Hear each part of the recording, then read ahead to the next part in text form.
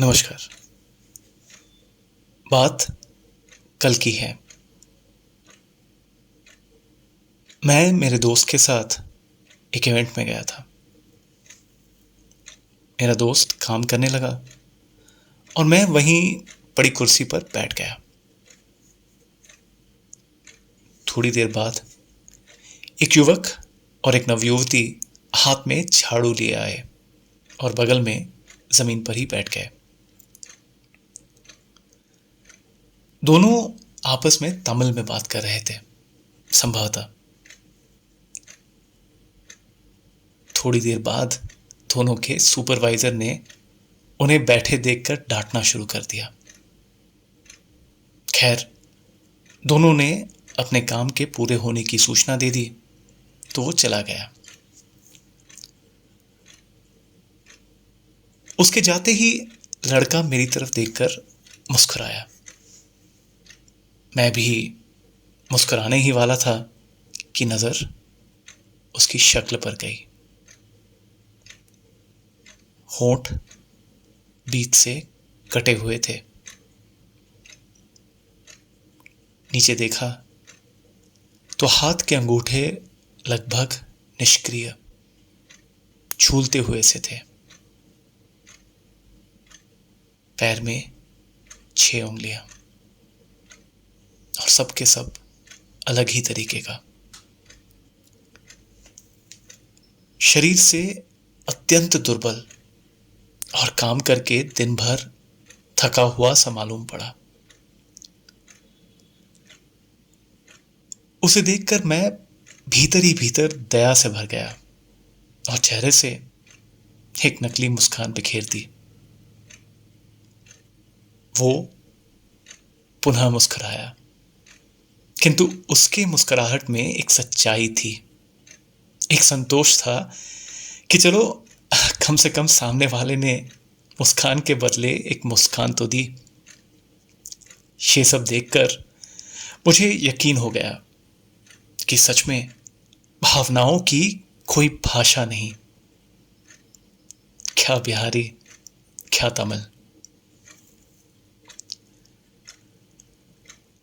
थोड़ी देर बाद मुझे उबन होने लगी और मैं वहां से उठकर टहलने लगा।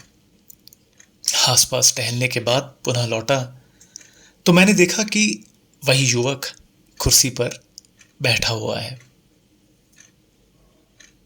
मैंने उसे देखने के बाद ऐसे रिएक्ट किया कि उसे लगे कि मैं उसे नहीं देख रहा हूं। थोड़ी देर बाद मैंने पुनः देखा, लड़का बैठा हुआ है, लेकिन इस बार उसकी नजर मुझसे मिल गई। इस बार मैं असली का मुस्कुराया, वो भी मुस्कुराया और मुस्कुराते हुए मुझे इशारा किया कुर्सी पर बैठ जाने के लिए, और वो स्वयं पुनः नीचे बैठ गया। मैंने पहले तो ना ना आप बैठो वाली फॉर्मेलिटी की, फिर बैठ गया, क्योंकि मैं भी बैठना तो चाहता ही था।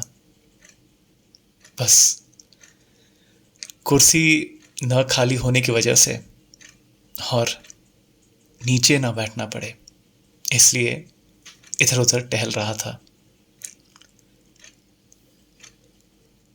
हालांकि मैं इस दौरान युवक के प्रति दया और सहानुभूति के भाव से भरा रहा। इस बात की शिकायतें भी रही ईश्वर से कि इस युवक में इतनी कमियां क्यों। 1-2 घंटे बीत गए। मैं वहां आसपास बज रहे गीतों में खो गया। उसके बाद भी मैं उस युवक को भूल नहीं पा रहा था। काफी हद तक ईश्वर के प्रति भी शिकायत के भाव से भर गया कि क्यों उसे इतना अपूर्ण बना दिया। फिर जब वहां से आने को हुआ तो मेरी नजरों ने ढूंढा उसे, लेकिन शायद वो अपने काम निपटा कर जा चुका था। डेरे पर आया, बिस्तर पर लेटा। पुनः उसका ही चेहरा सामने आ गया और मन गहरे चिंतन में डूब गया। पुनः वही शिकायत कि ईश्वर ने उसे इतना अपूर्ण क्यों बनाया। क्या बनाने वाले इतने निर्दयी होते हैं? क्या ईश्वर सच में है या केवल कल्पनाओं में? ऐसे तमाम सवाल और उसके जवाब के बीच भीतर ही भीतर द्वंद्व चलने लगा। बाद में कहीं जाकर मैं इस निष्कर्ष पर पहुंचा कि मैं कहां उसकी शारीरिक अपूर्णताओं या कमियों में फंस गया। क्या मैंने उसके हृदय की विशालता और पूर्णताओं को नहीं देखा और समझा है? जहां दिन भर काम करके थके होने के बावजूद उसका मुस्कुराकर कुर्सी से उतर कर बैठ जाना उसके हृदय की उदारता और विशालता को दर्शाता है, वहीं शारीरिक रूप से पूर्णतः स्वस्थ आराम करके वहां पहुंचा मैं, जो नीचे इसलिए नहीं बैठता कि लोग क्या कहेंगे। उसके एक बार कहने मात्र से उस कुर्सी पर लपक कर बैठ जाता है।